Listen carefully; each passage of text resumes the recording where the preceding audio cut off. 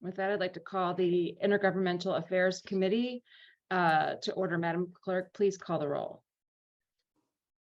Alderman Varmer, Present. Alderman Kotor, Alderwoman Middlebrook, Present. Alderwoman Rice, Present. Alderwoman Peel, Alderman Stevens. Here. Okay. Alderman Stevens, Here. Alderman Grass, Here. Chair Spencer, Present. Alderman Coder, Here.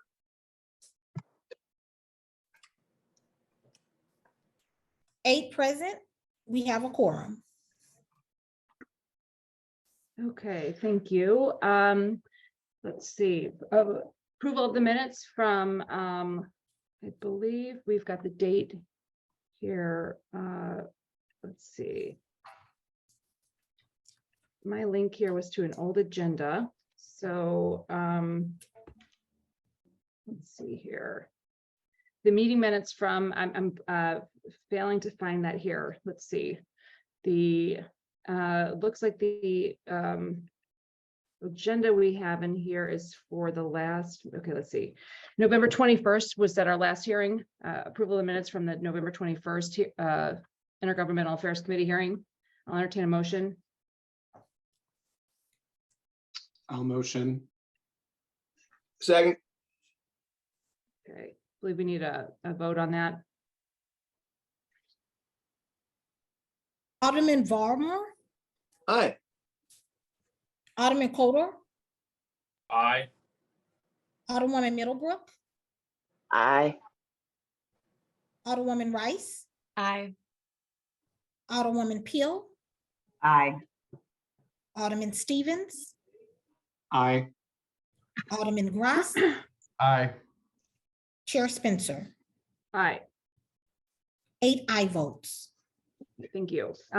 With that, the items on the agenda today are just the revisiting of Board Bill number 44.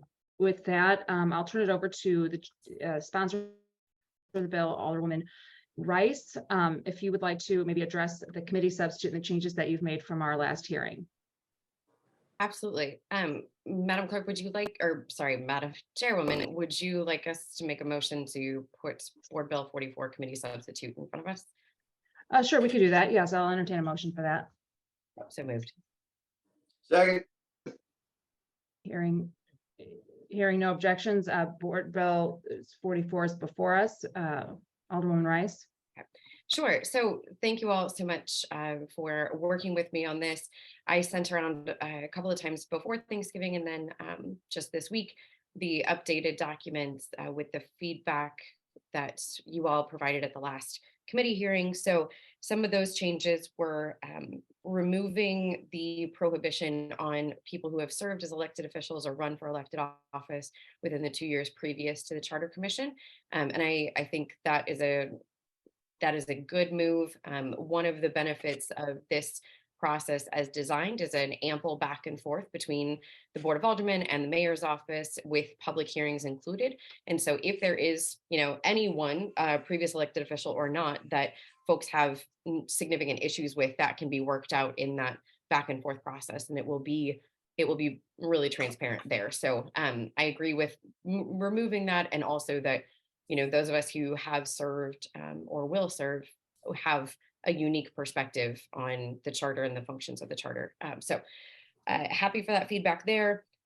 We added, let's see, there was a request that the draft of the proposed charter amendments at month 10 shall be made publicly available no less than 2 weeks prior to the required public hearing.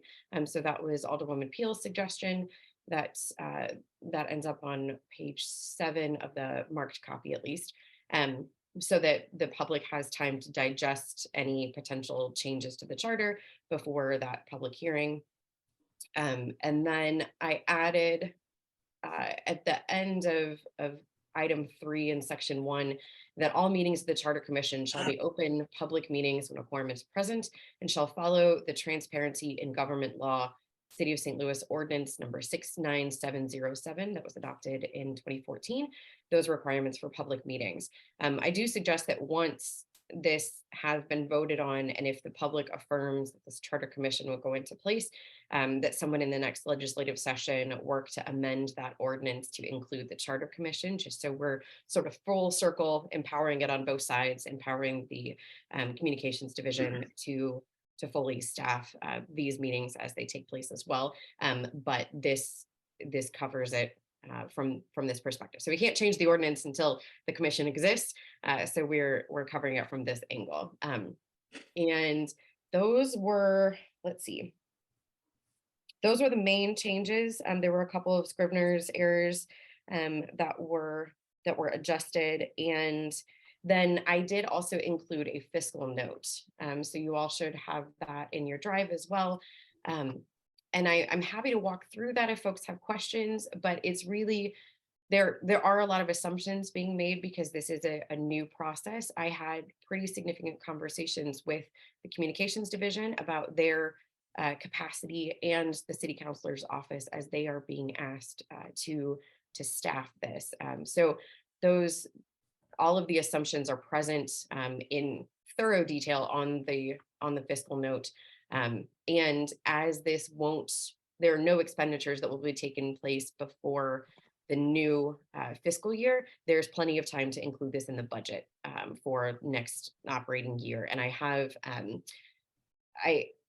each of these departments has indicated that they are fully comfortable asking for that, and we have the support of the administration to make sure that those monies are moved around as to what's needed. So it's not a huge number. It's actually quite a small number as far as operating a new endeavor here. And a lot of that is sort of only if that time is needed. So some of this is just going to be sort of trial and error as a commission starts to operate, since we haven't done something like this before, and working with the departments and their budgets to make sure that we're covered there. So that is the basic of the newest committee substitute here, and I am happy to take questions.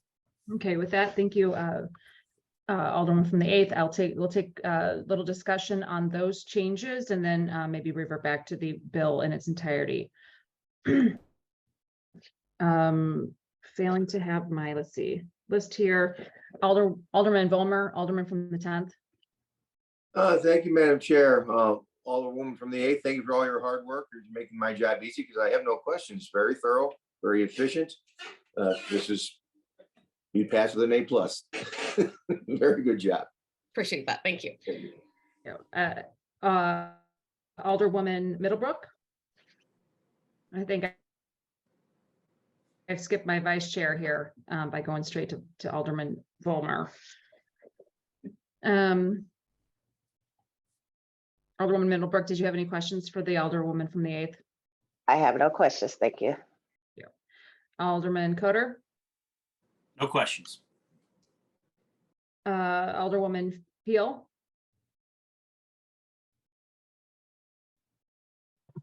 Thank you, Madam Chair, members of the committee.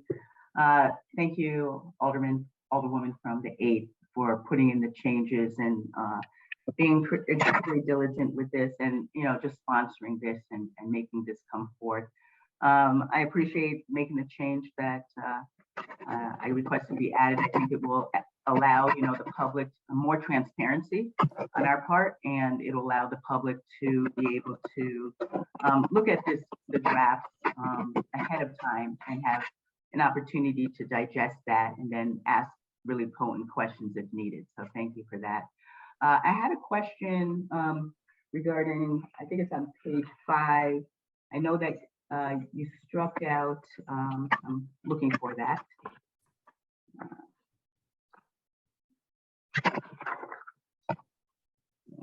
I don't know if it's on page 5 in terms of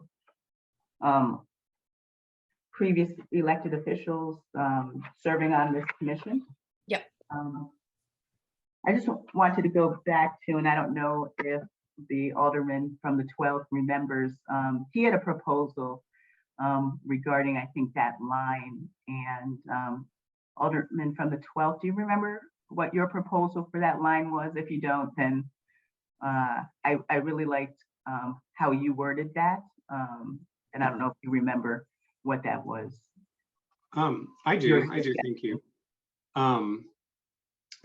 My proposal was, in order to sort of present a compromise, allowing ex officio members or members of the public who have been appointed to, elected to, or been a candidate for state, county, or city office. And that's the wording that we struck from page 4, line 1. My thought was a compromise could be, well, you know, ex officio members are not by any means unheard of in board appointments and so on and so forth. And it's a non-voting advisory role. So that was a compromise that I presented November 21st for what that is worth. Thank you, Alderman from the 12th. I was wondering if we would be able to have a discussion regarding that. I like that compromise versus striking it all out. Sure, I'd be curious as to what so what this section here is only addressing folks who are eligible to be seated on the commission. The commission itself also already includes 6 ex officio members. It is various members of the Board of E&A, the city councilor's office, the director of personnel, and their designees, as well as the chair of the Intergovernmental Affairs Committee.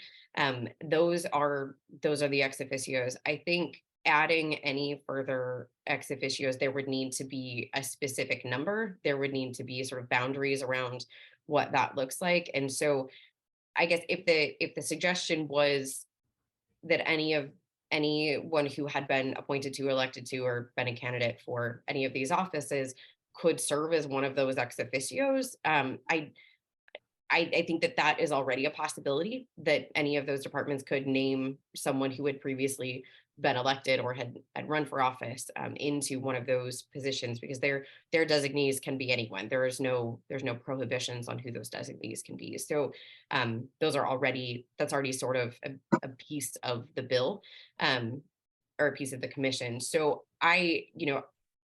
being understanding of what folks may see as potential conflicts of interest here. I really see this as a commission that truly needs expertise. It needs experience. It needs people who have engaged with the charter previously and are able to see where it is that we've had issues with that. And so I really don't, like I said, that if this were an alderman just appoints someone to the commission and there was no public hearing, there was no sort of back and forth with the mayor's office, with the board of aldermen, and it didn't have to come through approval, I would be more willing to further limit the qualifications of who is able to serve. But because there is so much back and forth, you have to be selected by a sitting alderman, you have to be selected by the mayor's office, you have to then be approved by the committee and then the full board of aldermen to come through.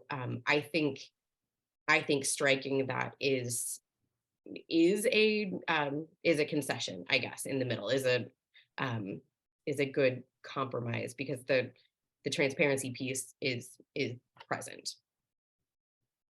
Okay, thank you, Alderwoman from the 8th, for that point. I appreciate that. Let's see, the other question I had, I mentioned, and I don't know if we were going to put that in, would love to, I don't know if it's the same page, right now it's page 6, was about orientation or facilitation, helping the individuals. Let me go look to see if it's on page 6. Yeah. Helping the individuals that are appointed to this commission, understand their job and have some process in terms of that before they start their kind of deliberations on what changes they wanted to make. And I just have a note here in which I mentioned at the previous hearing somewhere to put that they will have an orientation or training to be commissioners for this particular, Sure. on this particular commission.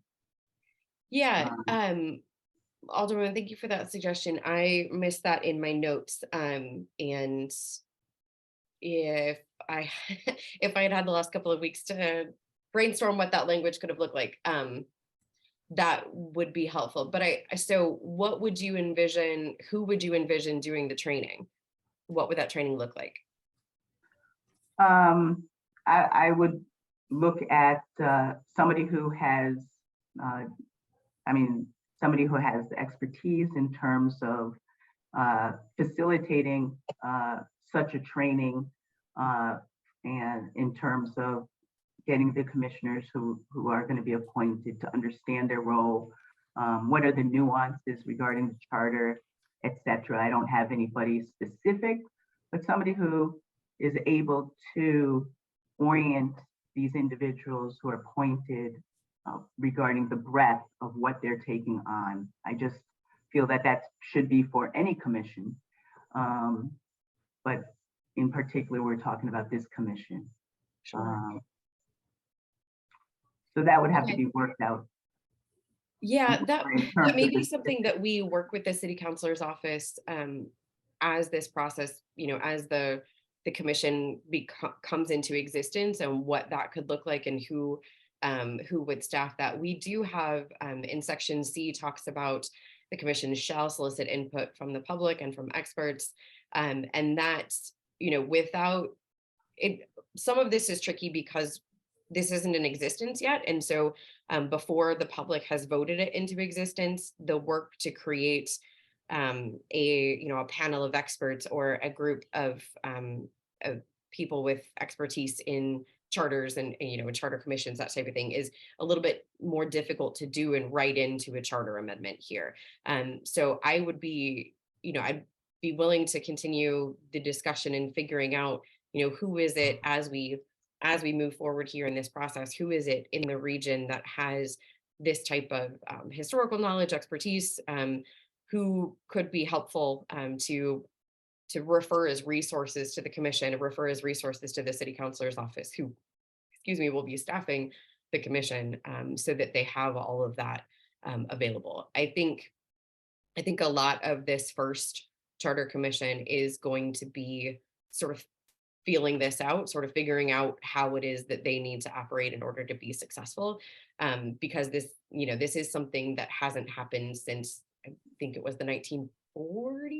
Yeah, 1940s was the last time a commission was actually seated. So we don't have a lot to work from, but and maybe those are important questions that we be asking people who want to be seated on the commission as well. What is your interest in this? What is your expertise? What is your historical knowledge when it comes towards foundational governing documents, and what types of resources can we help make available? So, we have lots of incredible public institutions that are, do research in good governance, and I'm sure would be happy to help out here. I think, I don't exactly know how to write that in. If you have a proposed amendment, I'd be happy to entertain it. I don't know how to write that in here at the moment. Great. Thank you for that. And what I'll do is I'll look into this, into proposing a possible amendment, and I know we could still move forward with it now. Okay. And I will talk to you regarding that. Okay, sounds good. Thank you. Thank you. Thank you, Alderwoman Peel. Alderman Stevens? I have no questions, only praise. I think this looks really good. If I might echo the Alderman of the 10th. Thank you for incorporating my suggestions and my little tweaks. Thank you for the care you've given to this, and glad to support it. Thanks. And Alderman Gross. No questions for me. Looks great. Thanks. Okay, thank you. Yeah, Alderwoman from the Alderwoman Rice, thank you for taking our suggestions. I appreciate that. I think they've helped to strengthen the bill. So with that, I see we also had Alderwoman Boyd, who's now on the committee. Did you have any questions, Alderwoman Boyd?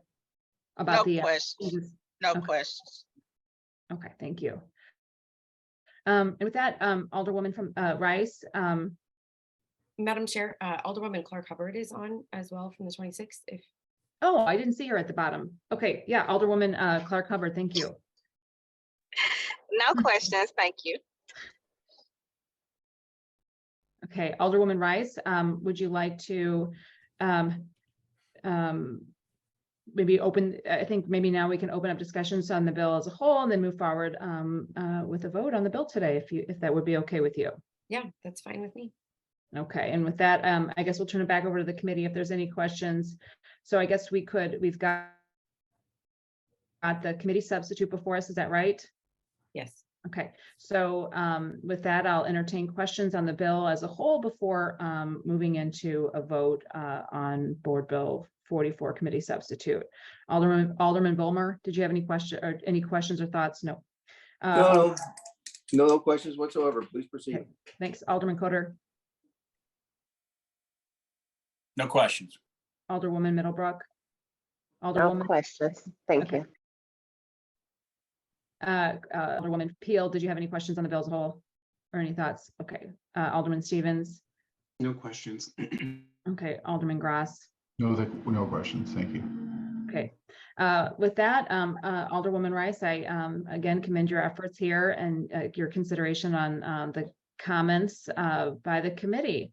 I'll turn it back to you. Did you have any final thoughts? I would just briefly, I want to say thank you so much to the committee for engaging in this with me.